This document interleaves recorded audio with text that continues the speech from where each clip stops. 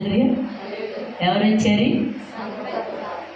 అంటే ఏదైనా సడన్గా ఆ సంఘంలో అంతా తెలిసిపోవాలంటే ముందు ఎవరికి తెలవాలి కదా? దైవజనులు అలాంటి వాళ్ళు ముందు ఎవరికి తెలవాలి? సంఘ పెద్ద భార్య చూసిందంట. ఆ మల్లెపూలు పక్కనండి, కూరగాయలు అక్కడ ఉన్నాయి. ఇంకంటే వెళ్ళిపోయిందంట. మీకు తెలుసా, మన పాస్టర్ గారు ఆ బ్యాచులర్ అనుకున్నాము, ఏదో అనుకున్నాం. నేను వెళ్ళే వరకు మంచం నిండా పూలు ఎర్రజమ్ముండే చిందర వందరం ఉన్నాయి అని చెప్పిందంట. హల్లెలూయా. ఆ మాట ఆ మాట ఆ మాట ఆ మాట చెప్పరే. సంఘమంతా విస్తరింపబడిందంట. తర్వాత ఇప్పుడు వస్తాగానే, మీరు లోపలికి వస్తాగానే, నేను ఇక్కడ ఉంటే వస్తాగానే నాకు వందనాలు చెప్తారు లేదా? వచ్చిన ప్రతి ఒక్కరు కూడా వందనాలు చెప్తారు, నేను వందనాలు చెప్తాను. వందనాలు మరుగైపోతున్నాయి, మాటలు తక్కువైపోతున్నాయి, సూపులు కూడా, ప్రేమ కూడా తగ్గిపోతుంది. ఈ మాటలు కూడా డబ్బుల మీనింగ్ ఉన్నాయి, ఆ ప్రేమలో మాటలు లేవు. ఈయన గమనిస్తున్నాడు, ఏంటి రోజు రోజుకి మా సంఘం ఏంటి ఎలా ఉంటుంది అని అనుకుంటున్నాడంట. దేవుని స్తోత్రం. రోజు రోజుకి నా సంఘం ఏంటి ఎలా ఉంటుంది అంటే, బాగా అనుభవం కలిగిన ఒక పెద్దమ్మ అంటే వరకు మన మధ్యన ఉండేది అప్రంజం గారు, ఇప్పుడు లేదు మన మధ్యన. అలాంటి ఆమె జాయిగా దైవజనుడి దగ్గరికి వచ్చిందంట. ప్రార్థన అంతా అయిపోయాక వచ్చి, అయ్యా బాబు, నువ్వు చాలా మంచివాడు అనుకున్నాం కదా, ఇలా చెయ్యొచ్చా? ఏంటమ్మా, ఏం జరిగింది? అయ్యా, నీ మంచం మీద ఏదో ఉన్నాయంట, మన సంఘ పెద్ద గారి భార్య చూసిందంట, అలా అలా మొత్తం వ్యాపించింది, ఇది సంగతి అందంట. అవునా, ఇదా కారణం అని సంఘం అంతా పిలిపించి సంఘ పెద్దను పిలిపించారంట. దేవుని స్తోత్రం. అప్పుడు జరిగిన సంఘటన చెప్పమన్నారంట. తర్వాత పువ్వులు అమ్ముకునే, కూరగాయలు అమ్ముకునే ఆమెను కూడా పిలిపించారంట. ఆమె చెప్పిందంట, నేను ప్రతిరోజు దైవజనులకి కూరగాయలు ఇస్తాను, మర్చిపోయే రోజు నేను పువ్వులు పెట్టేయాను. మరలా గుమ్మం దాటి వెళ్ళిన కొద్దిసేపటికి నాకు గుర్తొచ్చి మళ్ళీ వచ్చి పువ్వులు పట్టుకెళ్ళాను. ఇది జరిగింది. సంఘ పెద్ద, నువ్వేం చూసావు? పువ్వులు గుప్పుకుండియా, మంచం అంతనే గుప్పుగానే ఉండే, నువ్వెందుకంటే చెప్పావు? మాటలు లేవు. హల్లెలూయా, హల్లెలూయా. ఇకంతే రోజు రోజు పడుతుందంట. ఏమో, నన్ను క్షమించయ్యా, నేను తప్పుగా చెప్పాను, గుప్పుగానే ఉండే కానీ విరజల్లని అని నేను అబద్ధం ఆడాను, నన్ను క్షమించు. ఇది ఎంత పెద్ద అబద్ధము చెప్పాలి, చిన్నదా పెద్దదా? హల్లెలూయా, హల్లెలూయా, హల్లెలూయా. కానీ ఆమెలో పశ్చాత్తాపం కలుగుతుంది. దైవజనుడు క్షమించటం లేదు. నా గురించి అందరికీ చెప్పి వేసావు, నిన్ను ఎలా క్షమించను అన్న ఉద్దేశం దైవజనులో ఉంది, కానీ క్షమార్పణ అనేది దీనిలో చెప్పరే లేదు, రాటిల్లా. అప్పుడు అన్నాడంట, ఒక బొట్టె పిచ్చుకుని వెళ్ళి ఆ జిల్లేడు పూలు ఉంటాయి కదా, మనం ఇలా నొక్కితే తప్పమండి, తెలుసా? ఆ పూలు కోసుకురా బొట్టు నిండా అన్నాడంట. హల్లెలూయా. పాపం కష్టపడి వెళ్ళి కోసుకొచ్చిందంట. కోసుకొచ్చినప్పుడు ఆ ప్యాన్ కింద పెట్టమంటే ఆ ప్యాన్ కింద పెట్టడం కానీ చల్ల చిదరైపోయి అంట పువ్వులని. వాటిని ఏరికి రమ్మన్నాడంట. హల్లెలూయా. ఆమె ఎంత ఏరినా ఎటుపోయి అది దొరకటల్లా. అప్పుడు అన్నాడండి దైవజనుడు, నీవు కూడా ఈ ఎలా ఎగిరిపోయి చల్ల చిదరైపోయావు, నీవు చెప్పిన మాట కూడా ఎలా చల్ల చిదరైపోయింది, మరలా ఏరికొచ్చి పోగు చెయ్యాలంటే. అర్థమైందా? ఇది పెద్ద ఒక దైవజనుడు చెప్పారు ఈ మాట. ఆయన పేరేదో ఉంది. ఎందుకంటే ప్రియ సహోదరి సహోదరుడా, ఏమో ప్రతిరోజు పడుతుందంట. అయ్యా, నన్ను క్షమించు, నేను అంత అనుభవం కలిగి ఉండలేకపోయాను, నాది తప్పైపోయిందని రోజు కృంగిపోతూ ఏడుస్తుందట. ఆయన దైవజనులు ఏం లేదు చెప్పాలి, క్షమార్పణ లేదు. ఎందుకని? నేను చెయ్యలేని నేరం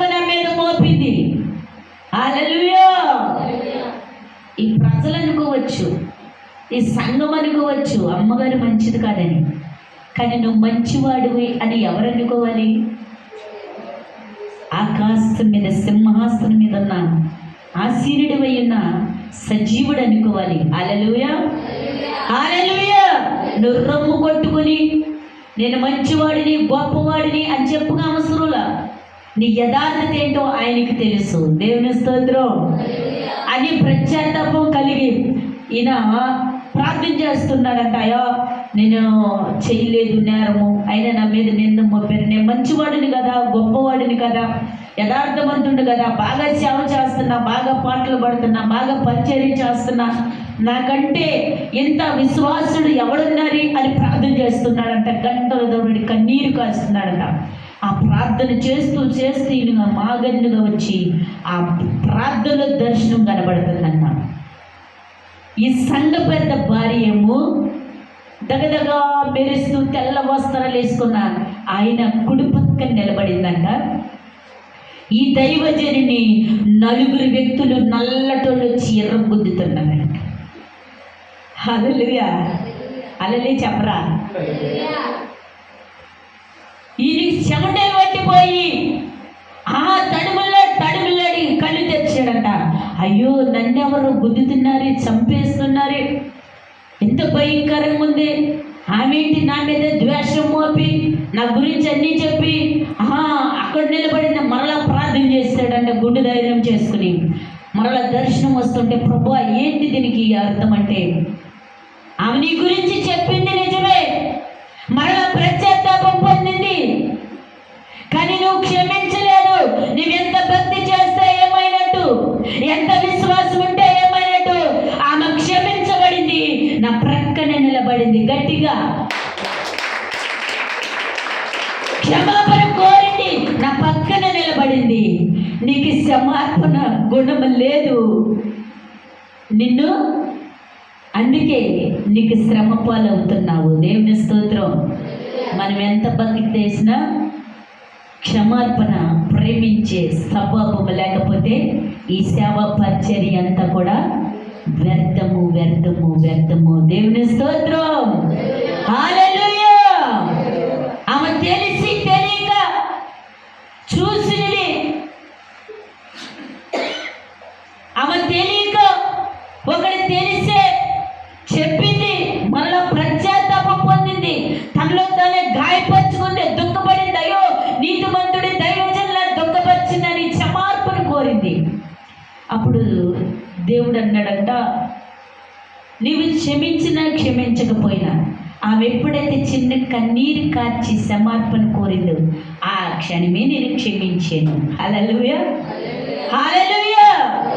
వారెంత ఘోర పాపి అయినా చిన్న క్షమార్పణ ద్వారా వారి నా చెంతకి చేరగలుగుతారు. మీరెందుకు క్షమించలేని స్వభావంతో నన్ను ప్రకటిస్తున్నారు? హల్లెలూయా. క్షమార్పణ లేకపోతే మన జీవితము వ్యర్థము. క్షమించాలి, ప్రతి ఒక్కరిని క్షమించాలి. నీకు ఇష్టం వచ్చిన వాళ్ళదేమో పోనెత్తి, నీకు ఇష్టం లేని వారిని పక్కన పెట్టకూడదు. అవునా కదా? బాగా నీకు ఇష్టమైతే 100 మార్లు చేశారనుకోండి, మరలా తిరిగి చేయకపోతే మనమే నెంబర్ ఎత్తుకుని మరీ తిరిగి చేసి మాట్లాడతాం. అదే నీకు ఇష్టం లేని వాళ్ళు 1,00,000 సార్లు చేసినా చూసి మరీ నొక్కి పక్కన పడేస్తాం. ఏది నీ పరిచయం, నీ బతుకు, ఎక్కడ నీ జీవితం, ఎక్కడ నీ మారు మనసు అనుభవం? నీ కోసం కాదు పోరు చేసేది, నీలో ఉన్న పరిశుద్ధాత్మ దేవుడు పరిచేస్తున్నాడని వారు నిన్నెత్తుకుంటూ ఫోన్ చేస్తున్నారే. దేవుని స్తోత్రం. హల్లెలూయా. ప్రపంచంలో చాలా మంది ఉన్నారు. నిన్నే ఎందుకు దేవుడు ఎందుకు ఎన్నుకున్నాడు? నువ్వు ప్రేమ కలిగి ప్రేమించే సంభవం నీలో ఉంటుందని అని నిన్ను ప్రేమించాడు. కానీ అది నువ్వు పోగొట్టుకున్నావనుకో, ఆయన కొడితే ఎక్కడ పడతావో నీకే తెలీదు. అందుకే ఈ బొమ్మ నోరుండి కూడా మాట్లాడదు, చెవులుండి కూడా వినదు. హల్లెలూయా. కన్నులుండి కూడా చూడలేదు. అలాంటి బొమ్మవా నువ్వు ఈరోజు?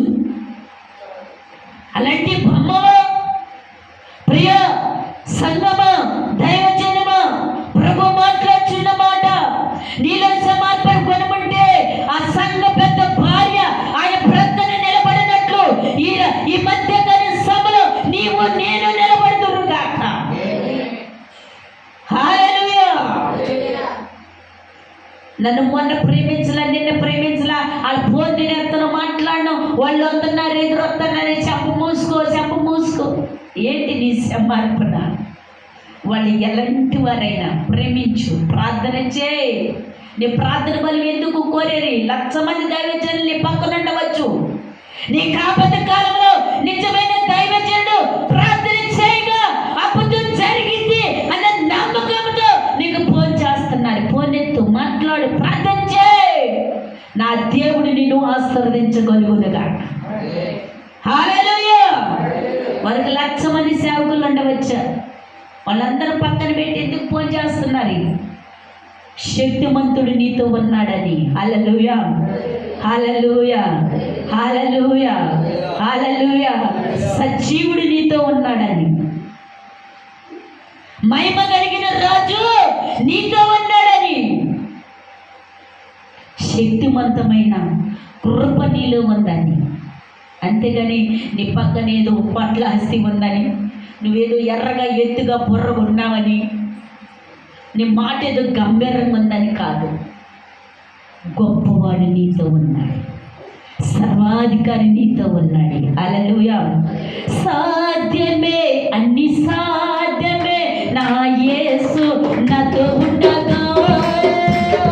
సాధ్యమే, అన్ని సాధ్యమే నా యేసు తోడయుండగా.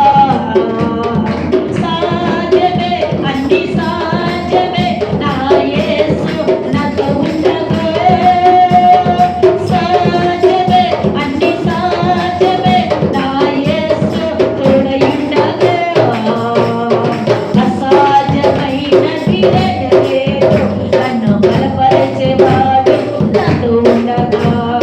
అసాధ్యమైనది లేదు, నన్ను బలపరిచేవాడు నాతో ఉండగా.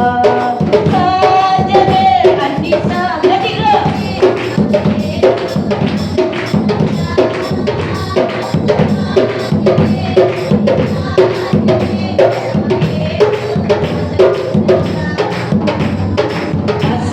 అసాధ్యమైనది లేదు, నన్ను బలపరిచేవాడు నాతో ఉండగా.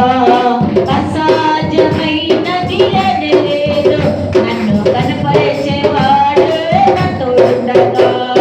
సాధ్యమే, అన్ని సాధ్యమే నా యేసు తోడయుండగా. సాధ్యమే, అన్ని సాధ్యమే నా యేసు నాతో ఉండగా. సాధ్యమే, అన్ని సాధ్యమే నా యేసు తోడయుండగా. సాధ్యమే, అన్ని సాధ్యమే నా యేసు నాతో ఉండగా. దేవుని స్తోత్రం. హల్లెలూయా. ప్రేమించు, ఆశ్చర్యమైన కార్యాలు నా దేవుడు నీలో జరిగించుదురుగా. ఆమేన్. ప్రియ సహోదరి సహోదరుడా, ద్వేషంతో ఉండకూడదు, ప్రేమతో ఉన్నప్పుడు దేవుని మహిమ చూడగలుగుతున్నారు. హల్లెలూయా.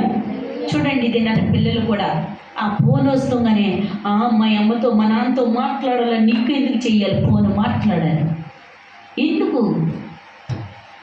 నేను చెప్పాను కదా, మొట్టమొదటిగా బడి పిల్లలకి ఏది చెప్పాలి? తల్లి ఒడి. తల్లి ఒడిలో మర్బాలు పాఠాలు నేర్పించాలి.